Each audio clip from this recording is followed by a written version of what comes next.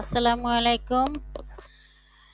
প্রিয় ছাত্রছাত্রীরা, কেমন আছেন সবাই? আশা করি সবাই ভালো আছেন। আমিও ভালো আছি।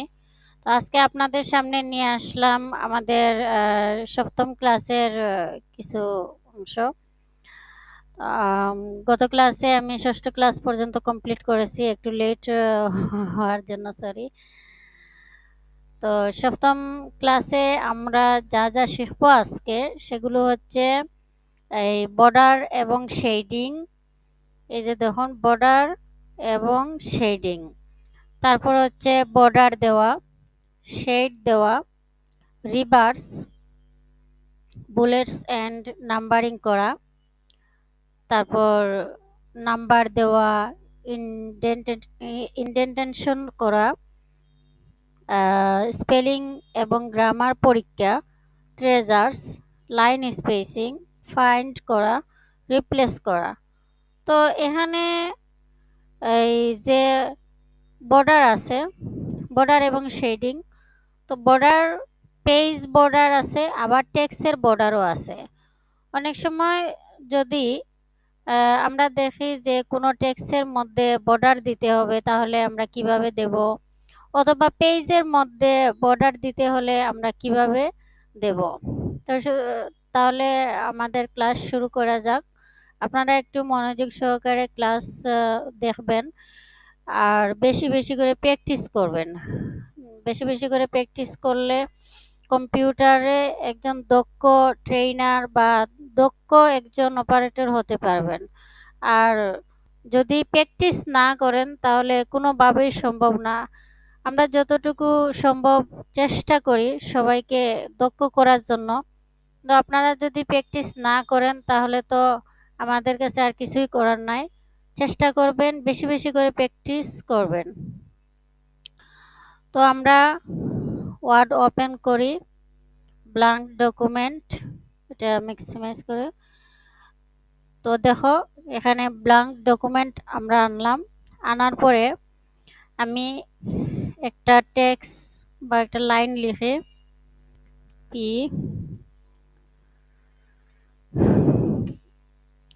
দেখুন আমি লিখলাম protective Islamic life insurance limited. এটা একটু সাইজটা বড় করি। ওকে, এই যে দেখুন, এই যে লেখাটা আছে, এই লেখার মধ্যে যদি আপনারা বর্ডার দিতে চান, এই যে টেক্সট আছে, এই টেক্সটের মধ্যে যদি বর্ডার দিতে চান তাহলে টেক্সট সিলেক্ট করবেন। যারা আমার প্রথম ক্লাস থেকে দেখে আসছেন তারা অবশ্যই সিলেক্ট কি, ব্লক কি, এগুলা অবশ্যই পারবেন। সপ্তম ক্লাসে এসে আবার নতুন করে সিলেক্ট অবশ্য বোঝাতে হবে না, ঠিক আছে? তো protective Islamic life insurance limited, এই লেখাটা সিলেক্ট করে আমরা এই বর্ডার এন্ড শেডিং এ চলে যাব। তো বর্ডার এন্ড শেডিংটা আমরা কোথায় পাবো? এই যে দেখুন, এখানে প্যারাগ্রাফে যে কমান্ড আছে ঠিক উপরে বর্ডার লেখা আছে। এখানে এরো বাটনে ক্লিক করে আমরা একটু নিচের দিকে আসবো, তাহলে দেখতে পাবো লেখা আছে border and shading. Border and shading এ ক্লিক করার পরে আমাদের সামনে যে বক্স আসবে সেই বক্সের নাম হচ্ছে ডায়লগ বক্স। অনেক সময় আমরা এই ডায়লগ বক্সের সংজ্ঞাটা ভুলে যাই। যারা পরীক্ষা দিবে, সরকারি সার্টিফিকেট পেতে চায়, তাদের ক্ষেত্রে এই সংজ্ঞা, ছোট ছোট সংজ্ঞাগুলো মনে রাখা উচিত। তো ডায়লগ বক্স বলতে কি বুঝায় বা কি বুঝো, যে কোনোভাবে প্রশ্ন আসতে পারে। তো আমরা প্রশ্নের উত্তরটা এইভাবে দেব যে বক্সে সব সময় ওকে, ক্যান্সেল এবং অ্যাপ্লাই থাকবে, সেই বক্সকে বলা হয় ডায়লগ বক্স। আমি দ্বিতীয়বার বলবো না, যেহেতু এটা ভিডিও হচ্ছে, আপনারা রিপিট করে শুনে নেবেন। তো এখানে যে ডায়লগ বক্সটা আছে, সেই ডায়লগ বক্সে দেখুন এখানে আছে বর্ডার, পেজ বর্ডার, শেডিং। তো আমরা টেক্সটে বর্ডার দিব। সেই ক্ষেত্রে এখানে বক্স নামে যে বর্ডারটা আছে এটাতে ক্লিক করব, অথবা শ্যাডোতে ক্লিক করলেও হবে, 3D-তে ক্লিক করলেও হবে, কাস্টমে ক্লিক করলেও হবে। জাস্ট একটা বক্সে আপনারা শুধু ক্লিক করবেন। ক্লিক করার পর এখানে স্টাইল আছে, যে বর্ডারটা দিতে চান সেটা ডট দিবেন না লাইন দিবেন না ড্যাশ লাইন দিবেন। এই যে 2 লাইনের বর্ডার আছে, 3 লাইনের বর্ডার আছে, একটু নিচের দিকে স্ক্রল করে করে যাবেন। এই যে দেখুন এরকম বর্ডার আছে। তো যার যেমন বর্ডার চয়েস ঠিক সেইরকম, যেহেতু আমি এখানে টেক্সে বর্ডার দেব, আমি নর্মাল একটা বর্ডার দিতেছি ড্যাশ লাইন দিয়ে, এই বর্ডারটা দিতেছি। আবার বর্ডারের কালার চেঞ্জ করতে পারবেন। এই যে কালার অটোমেটিক দেওয়া আছে, এরো বাটনে ক্লিক করে আপনারা যে কোনো কালার দিতে পারেন। দেওয়ার পরে এখানে দেখুন লেখা আছে অ্যাপ্লাই টু প্যারাগ্রাফ। আপনারা যদি একই বক্সের ভিতরে সব লেখা লিখতে চান তাহলে অ্যাপ্লাই টু প্যারাগ্রাফ থাকবে। আর যদি আপনারা চান যে প্রত্যেকটা লাইনে লাইনে বর্ডার হবে, সেই ক্ষেত্রে অ্যাপ্লাই টু টেক্সট দিবেন। আমি প্রথমে আপনাদেরকে টেক্সট দিয়ে দেখাইতেছি, পরে প্যারাগ্রাফ দিয়ে দেখাবো। অ্যাপ্লাই টু টেক্সট, তারপর আমি ওকেতে ক্লিক করব। এই যে দেখুন এখানে যে লাইন হয়েছে সেই লাইন অনুযায়ী যতটুকু লাইন ঠিক ততটুকু বর্ডার হয়েছে। তো এখানে আপনারা কি করবেন, লাইন যত লম্বা বর্ডারও ততটুকু লম্বা হবে। যেমন ধরেন আমি যদি আরেকটা লাইন লিখে এখানে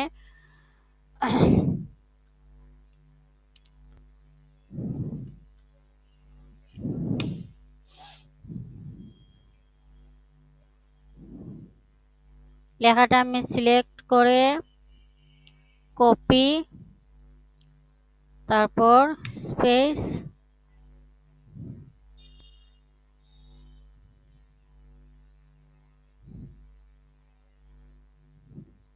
এই যে দেখুন এই লাইনটা যতটুকু লম্বা হয়েছে ঠিক ততটুকু বর্ডার হয়েছে। এখন আমি দেখুন এখানে যত লাইন দেব ঠিক একইভাবে প্রত্যেকটা লাইনে লাইনে বর্ডার হবে, যেহেতু আমি এখানে টেক্সট দিয়েছি সেই জন্য। ঠিক আছে, এখন আমরা যদি টেক্সট না দিয়ে বর্ডারে গিয়ে আমরা প্যারাগ্রাফ দেই, দেখুন এখানে বক্সে ক্লিক করে প্যারাগ্রাফ দেওয়া আছে, ওকে। এই যে দেখুন সবগুলা এই একই বক্সের ভিতরে হয়েছে। আমি কিন্তু এখানে ওই যে লাইনগুলা সহ সিলেক্ট করেছি, সেই জন্য বর্ডার সহ একই বক্সের ভিতরে হয়েছে। তো আমি এখানে আগের মতো করে আমি দেখাইতেছি। আমি এখান থেকে নো বর্ডার দিয়ে দিলাম, এই লেখা সিলেক্ট করেও।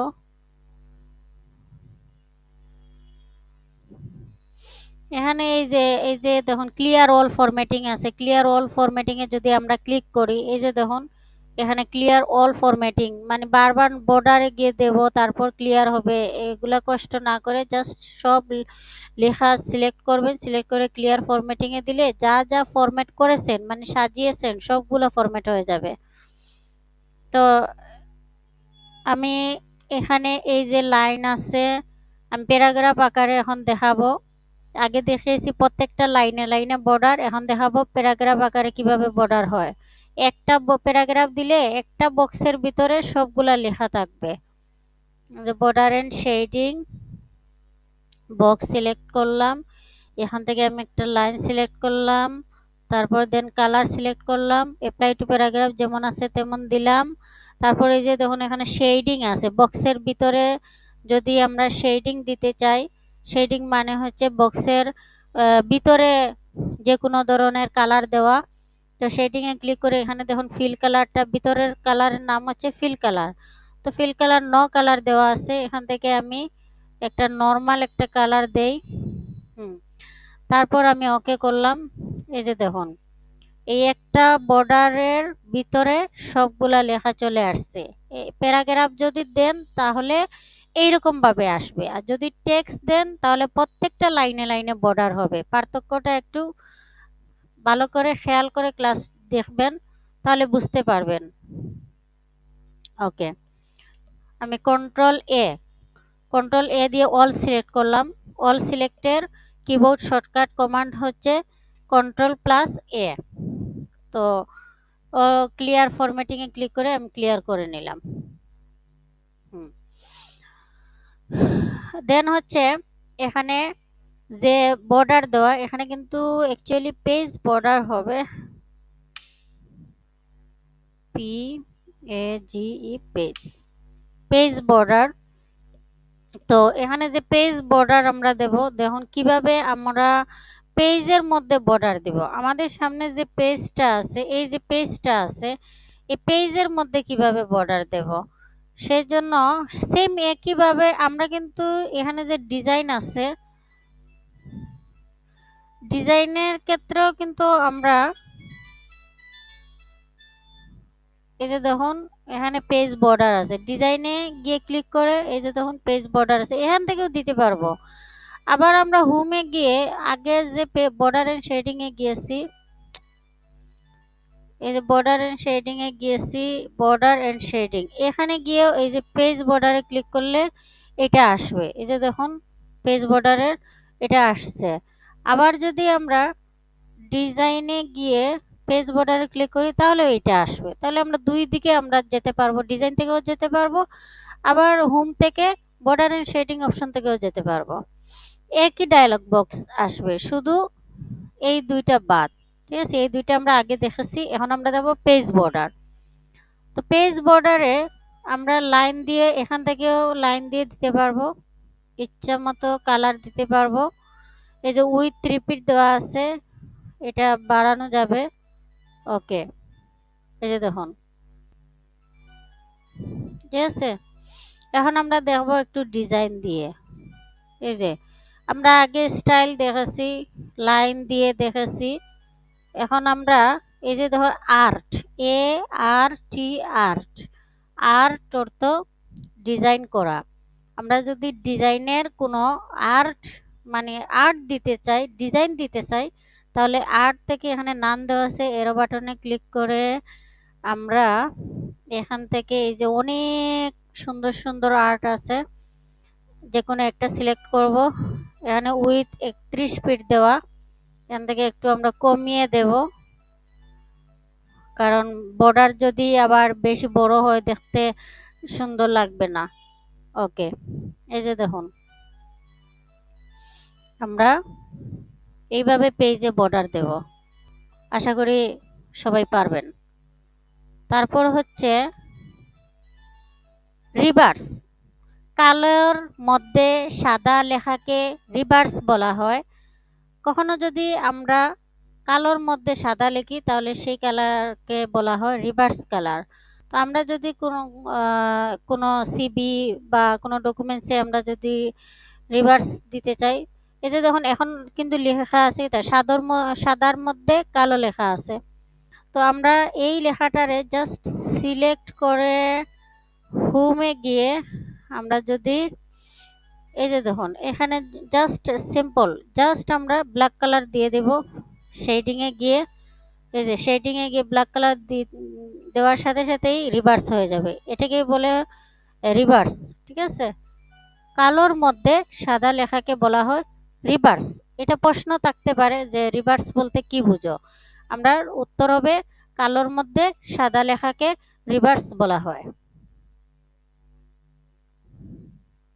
তারপর হচ্ছে বুলেটস এন্ড নাম্বারিং করা। বুলেটস এন্ড নাম্বারিং হচ্ছে আমরা যদি কোনো প্রশ্ন রেডি করি তাহলে অনেক সময় দেখা যায় বুলেট দিতে হয়, নাম্বারিং করতে হয়, যে ইংলিশ প্রশ্ন বলেন আর সঠিক উত্তর বলেন, বাংলা প্রশ্ন বলেন, এই সবগুলোর ক্ষেত্রে কিন্তু অনেক সময় নাম্বারিং করতে হয় বা বুলেট দিতে হয়। তো বুলেট কিভাবে দিবেন, এই যে এখানে কয়টা লাইন আছে, 1 2 3 4 5, তো এই 5টা লাইনে আমি যদি বুলেট দিতে চাই তাহলে সিলেক্ট করে এই যে দেখুন এখানে বুলেট আছে, প্যারাগ্রাফ যে গ্রুপটা আছে এই গ্রুপের ঠিক উপরের প্রথমটা, ঠিক আছে, প্রথমটাই আছে বুলেট। এরো বাটনে ক্লিক করলে এখানে দেখুন অনেকগুলো বুলেট আছে, বুলেট দিতে পারবেন। এই যে দেখুন বুলেট দিতে পারবেন। আবার বুলেট উঠাতে হলে এখানে গিয়ে নাম দিয়ে দিবেন, চলে যাবে। তারপর যদি কখনো মনে হয় আপনারা নাম্বারিং করবেন তাহলে এই যে বুলেটের পরেই আছে নাম্বারিং অপশন, 1 2 3 দিয়ে নাম্বারিং করতে পারবেন। তারপর এই যে রোমান সংখ্যা দিয়ে নাম্বারিং করতে পারবেন, জাস্ট লেখাটা সিলেক্ট করে। এটা হলে আর কি যখন আপনি লিখবেন তখন অটোমেটিকলি আরেকটা লাইন লেখার সময় অটোমেটিকলি নাম্বার চলে আসবে। তারপর এই যে ক্যাপিটাল লেটার দিয়ে নাম্বারিং করতে পারবেন, স্মল লেটার দিয়ে নাম্বারিং করতে পারবেন, এজ ইয়োর উইশ, আপনাদের যার যেমন দরকার এখান থেকে নাম্বারিংয়ে গিয়ে অবশ্যই করতে পারবেন। তারপর বর্ডার দেওয়া তো আমরা দেখেছি, নাম্বার দেওয়া দেখেছি। স্পেলিং অ্যান্ড গ্রামার পরীক্ষা, স্পেলিং অ্যান্ড গ্রামার পরীক্ষা। দেখুন স্পেলিং অ্যান্ড গ্রামার হচ্ছে এই কোনো ওয়ার্ড যদি ভুল করেন তাহলে এটাকে সংশোধন করতে হলে স্পেলিং অ্যান্ড গ্রামারের মাধ্যমে সংশোধন করা যায়। মানে স্পেলিং চেক করা। মনে করেন একটা ওয়ার্ড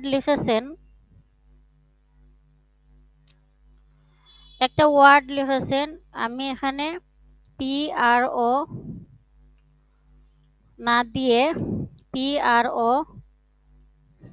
PRC দিয়েছি, ঠিক আছে। যখন আমি একটু জুম করে দেখাইতেছি, যখন কোনো শব্দ বা কোনো ওয়ার্ড গ্রামাটিক্যালি ওই ওয়ার্ডটা লিখবেন, গ্রামাটিক্যালি ভাবে যদি ভুল করেন তাহলে সাথে সাথে রেড সিগন্যাল দিয়ে বুঝিয়ে দিবে যে এটা ভুল হয়েছে। তো এটা চেক করতে হলে আপনারা এখানে যে এই লেখাটা আছে, শব্দ আছে, সেই শব্দের উপরে মাউস পয়েন্টার নিয়ে মাউসের রাইট বাটনে ক্লিক করে এই যে দেখুন সঠিক শব্দ চলে আসছে, এখান থেকে সঠিক শব্দ আপনারা ঠিক করতে পারবেন। কারণ হচ্ছে স্পেলিং অ্যান্ড গ্রামার যে এই ডিকশনারি আছে ওইটা ওয়ার্ডে সেট করা আছে, সেজন্য কোনো ওয়ার্ড যদি লিখেন এটা যদি গ্রামাটিক্যাল ওয়ার্ড হয় তাহলে সাথে সাথে ভুল হলে রেড সিগন্যাল দিয়ে বুঝিয়ে দেবে যে এটা ভুল হয়েছে, তখন আমরা স্পেলিং অ্যান্ড গ্রামারের মাধ্যমে ঠিক করতে পারবো। তো আমি তো দেখেছি মাউসের মাধ্যমে ক্লিক করে কিভাবে আপনারা ঠিক করবেন। সো এখন আমি দেখাবো স্পেলিং অ্যান্ড গ্রামারের মাধ্যমে কি করে ঠিক করবেন। আমি এখানে আরো দুই একটা বানান ভুল করে দেখিয়ে দিচ্ছি। তারপর এখানে এই যে দেখুন, তো এখানে আমি তিনটা ওয়ার্ডে ভুল করেছি। তো স্পেলিং এন্ড গ্রামারের মাধ্যমে আমরা কিভাবে ভুল সংশোধন করব, ঠিক আছে। স্পেলিং এন্ড গ্রামারের মাধ্যমে যে কোনো গ্রামাটিক্যাল শব্দ ভুল করলে চেকিং করা যায়, ঠিক আছে। চেক করার জন্য এই স্পেলিং এন্ড গ্রামারটা ব্যবহার করা হয়। তো এই যে ভুলগুলো আছে সেই ভুল লেখাগুলো আমি সিলেক্ট করব, সিলেক্ট করে চলে যাব রিবন বারে রিভিউতে ক্লিক করার পরে এখানে দেখুন লেখা আছে স্পেলিং অ্যান্ড গ্রামারে গিয়ে এই যে দেখুন এখানে একটা টাস্ক প্যানেল আসছে, ডান দিকে একটা টাস্ক প্যানেল আসছে। তো ওই টাস্ক প্যানেলে লেখা আছে প্রোটেক্টিভের রেড সিগন্যাল দেয়া আছে যে এটা ভুল। তো সেক্ষেত্রে আমরা তো এটা আবার এই প্রোটেক্টিভ এটা ঠিক করতে হবে, এটা ইগনোর করলে হবে না। সেই জন্য এখানে সাজেস্ট আরো কয়েকটা শব্দ আছে প্রোটেক্টিভের, তো আমরা চেঞ্জ করব প্রোটেক্টিভ চেঞ্জ অল, তারপর চলে আসবে ইসলামিকে। এই যে এরো বাটনে ক্লিক করে আমরা চেঞ্জ অলে ক্লিক করব। তারপর এই যে ইন্স্যুরেন্সে ভুল হয়েছে সেখানেও আমরা এরো বাটনে ক্লিক করে চেঞ্জ অলে ক্লিক করব। তারপর দেখুন লেখা আসছে যে we are finish checking your selection, want to check the rest of the document. তো আমরা যে লেখাগুলো সিলেক্ট করেছিলাম সেগুলো চেক করা ফিনিশ হয়ে গেছে। এখন আমরা কি করব, ডকুমেন্টে ফিরে যাব, সেজন্য ইয়েসে ক্লিক করব। ওকে, এই যে দেখুন ঠিক হয়ে গেছে। এইভাবে স্পেলিং অ্যান্ড গ্রামার অপশনের মাধ্যমে আপনারা ভুল শব্দগুলা চেক করে ঠিক করতে পারবেন। তারপর হচ্ছে ট্রেজার্স, শব্দ ভান্ডারের ব্যবহার। তো এখানে যে ট্রেজার্স আছে, আমরা ট্রেজার্স এর মাধ্যমে আমরা যে কোনো শব্দের অ্যাডজেক্টিভ বাহির করতে পারবো, সিনোনিয়াম বার করতে পারবো, অ্যান্টোনিয়াম বাহির করতে পারবো। দেখুন, সাপোজ আমি এখানে লিখলাম যে লাকি, LUCKY, লাকি। তো এই লাকি শব্দের অ্যান্টোনিয়াম এবং অ্যাডজেক্টিভ বাহির করব, সেই জন্য আমরা ট্রেজার্স ব্যবহার করব। ট্রেজার্সে অনেক শব্দ আছে, মানে এখানে লেখাও আছে যে ট্রেজার্স মানে হচ্ছে কি শব্দ ভান্ডার। এইখানে শব্দের কোনো অভাব নাই। এখান থেকে আমরা যে কোনো একটা ওয়ার্ডের অ্যাডজেক্টিভ বাহির করতে পারবো, নাউন বাহির করতে পারবো, প্রোনাউন বাহির করতে পারবো, অ্যান্টোনিয়াম বাহির করতে পারবো। দেখুন, সিলেক্ট করে লাকি, তারপর এই যে দেখুন রিভিউ অপশন আছে, স্পেলিং অ্যান্ড গ্রামারের উপরে ট্রেজার্স আছে, এটাতে ক্লিক করে এই যে দেখুন লাকির যে অ্যাডজেক্টিভগুলো আছে সেগুলো এখানে শো করতেছে। ফরচুনেট, ঠিক আছে, লাকির অ্যাডজেক্টিভ হিসাবে আমরা ফরচুন, লাকি অর্থ ভাগ্যবান, ফরচুনেট অর্থ সৌভাগ্যবান, একই শব্দ। এখানে যে শব্দগুলো আছে সবগুলো আমরা ফরচুনেটের ক্ষেত্রে অ্যাডজেক্টিভ হিসেবে ব্যবহার করতে পারবো, আর অ্যান্টোনিয়াম হিসেবে আনলাকি দিয়ে দিয়েছে, বিপরীত শব্দ। তো অনেক সময় আমরা তো গাইড ব্যবহার করি, গাইড ব্যবহার করে পড়াশোনা করি। তো কম্পিউটারেও চাইলে এই গাইড থেকে আপনারা অনেক কিছু শিখতে পারবেন। এখানে শব্দের কোনো অভাব নাই, শব্দের ফুললি ভান্ডার রাখা আছে।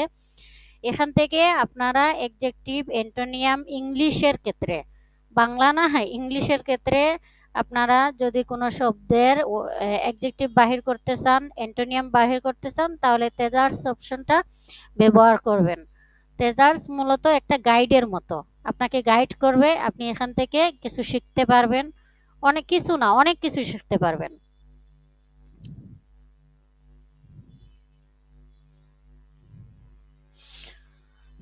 তারপর হচ্ছে লাইন স্পেসিং। লাইন স্পেসিং হচ্ছে যে লাইনের দূরত্ব কমানো, যে স্পেসটা আছে। এই যে দেখুন এখানে উপরে যে লাইনটা আছে, এই লাইন থেকে দ্বিতীয় লাইনের দূরত্ব অনেক বেশি, স্পেসটা অনেক বেশি। সেই ক্ষেত্রে লাইনের স্পেস যদি কমাতে চান, তাহলে লেখাগুলা লেখার পরে সব লেখা কন্ট্রোল-A দিয়ে অল সিলেক্ট করবেন। অল সিলেক্ট করে চলে যাবেন হোমে। তারপরে এই যে প্যারাগ্রাফ আছে, লাইন স্পেসিং কমাতে হলে প্যারাগ্রাফের যে সেটিং অপশন আছে, প্যারাগ্রাফ সেটিং, এই যে কোনায় প্যারাগ্রাফ সেটিং, এটাতে ক্লিক করবেন, ডায়লগ বক্স শো করবে। সেখানে এই যে দেখুন লেখা আছে spacing before 0 feet, after 8 feet. এখানে আফটার যে 8 ফিট দেওয়া আছে, 8 ফিটের থেকে আমরা দেব 0 ফিট, কারণ কাছাকাছি হতে হবে। লাইন স্পেসিং দেওয়া আছে মাল্টিপল, মানে একটা থেকে আরেকটা দূরত্ব দেওয়া আছে 1.08 ডিফল্ট পাবে।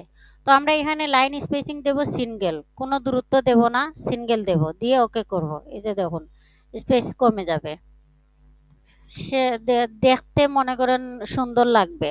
আর দূরত্ব বেশি হলে জায়গাও বেশি জুড়বে, আবার দেখতেও তেমন সুন্দর লাগবে না। সিরিয়াল সুন্দর করার জন্য, লাইন সুন্দর করার জন্য, দেখতে মনের ভিতরে একটা খুশি লাগবে যে না, এইটা, এই যে আমি কাজটা করেছি, এই কাজটা অনেক ভালো লাগতেছে দেখে, ঠিক আছে। তো লাইন স্পেসিংটা যদি সেটিংটা সুন্দর করে করেন, তাহলে অবশ্যই দেখতেও সুন্দর লাগবে। যা কিছু করবেন মনের মাধুরী মিশিয়ে কাজ করবেন, প্র্যাকটিস করবেন, তাহলে দেখবেন সব কিছুই পারতেছেন।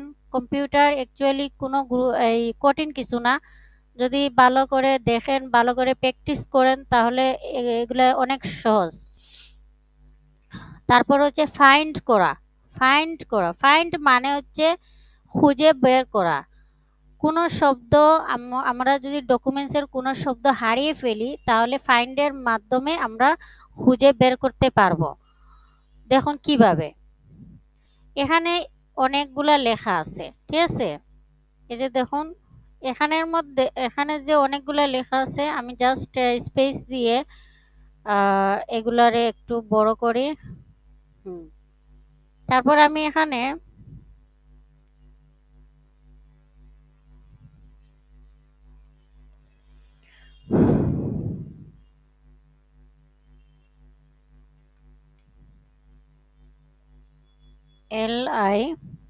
LIFC, আমি লাইফটা একটু ভুল করলাম।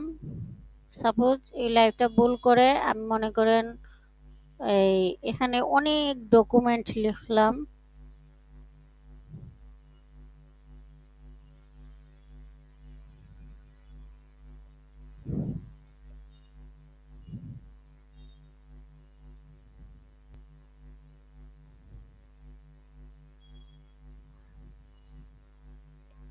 হুম। এই যে দেখুন, এই অনেক ডকুমেন্ট লেখার পরে এখন আমরা যদি লাইফটারে আমরা যে ভুল করেছি এটা খুঁজতে হলে একটা একটা করে খুঁজতে হবে, ঠিক আছে? একটা একটা করে খুঁজতে হলে অনেক টাইম লেগে যাবে। তো সেই জন্য আমরা ফাইন্ডের মাধ্যমে খুঁজে বের করব। তো ফাইন্ডের মাধ্যমে খুঁজে বের করতে হলে আমরা প্রথমে সব লেখা সিলেক্ট করব কন্ট্রোল A দিয়ে।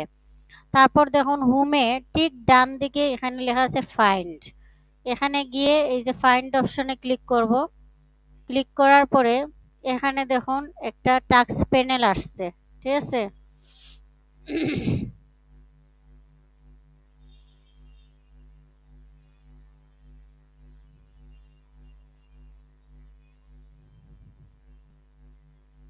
নেভিগেশন চলে আসবে। আচ্ছা, এখানে সার্চ করে আনতে হবে, তো এটা আপনাদের জন্য প্রথম অবস্থায় কঠিন হয়ে যাবে। আমি ডিরেক্ট চলে যাব গো টু ডায়লগ বক্সে। এখানে যে গো টু ডায়লগ বক্স আছে, ফাইন্ডের এরো বাটন ক্লিক করে গো টু ডায়লগ বক্সে যাব। যাওয়ার পরে এই যে ফাইন্ড আছে, ফাইন্ডে ক্লিক করব। ক্লিক করার পরে এখানে এই যে লেখাগুলো আছে এই লেখাগুলো আমি ডিলিট দেব।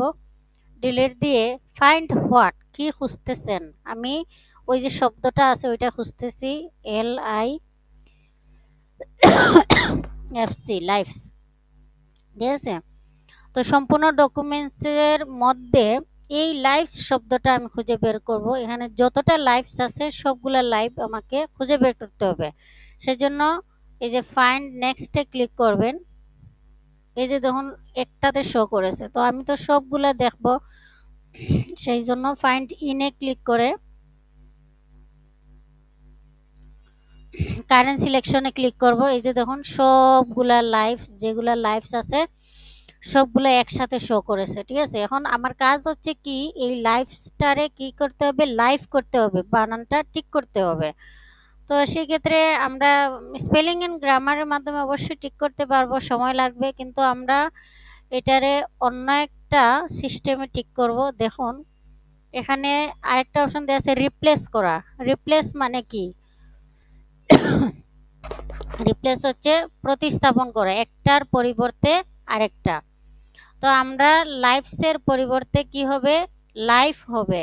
সেই জন্য আমরা এখানে ফাইন্ড হোয়াটে লাইফস থাকবে, এই লাইফস পরিবর্তন হয়ে কি করতে হবে, লাইফ করতে হবে। সেই জন্য আমরা রিপ্লেসে ক্লিক করব।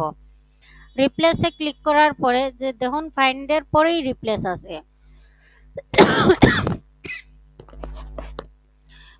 রিপ্লেস আছে। তো এখানে আমরা রিপ্লেস উইথে ক্লিক করব, যে লাইফস পরিবর্তন হয়ে লাইফ হবে, LIFE, লাইফ, লাইফ হবে। তো আমরা যদি এখানে শুধু রিপ্লেসে ক্লিক করি তাহলে একটা পরিবর্তন হবে, আর রিপ্লেস অলে ক্লিক করে যতটা ভুল শব্দ আছে সবগুলা ভুল শব্দ গিয়ে সঠিক শব্দ হবে লাইফ।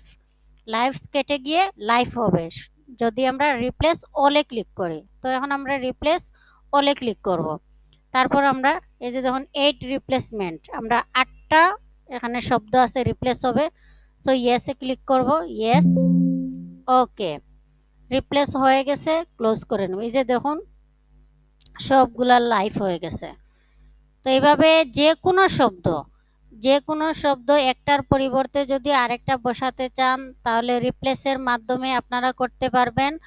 আর ফাইন্ডের মাধ্যমে যদি কোনো শব্দ হারিয়ে ফেলেন, মনে আছে শব্দ কিন্তু ডকুমেন্টসে খুঁজে পাচ্ছেন না, সেই ক্ষেত্রে আপনারা যাবেন ফাইন্ডে গিয়ে, গো টু ডায়লগ বক্সে গিয়ে আপনারা যাবেন ফাইন্ডে গিয়ে এখানে যে শব্দটা খুঁজে বের করতে চান সেই শব্দটা লিখে ফাইন্ড নেক্সটে ক্লিক করার সাথে সাথে আপনারা শব্দটা পেয়ে যাবেন, বাট মনে রাখতে হবে কোন শব্দটা খুঁজতেছেন। ওকে, তাহলে আজকের মতো আমাদের সপ্তম ক্লাস এখানেই শেষ। আশা করি সবাই ভালো করে বুঝবেন, ভালো করে প্র্যাকটিস করবেন।